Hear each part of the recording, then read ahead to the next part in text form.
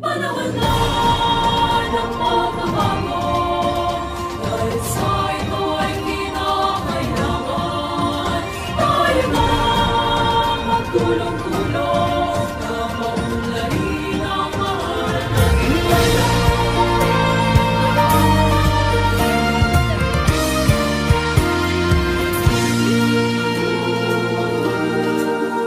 Panahon na ng pagbabago, dahil sa ito ay kinakailangan tayo na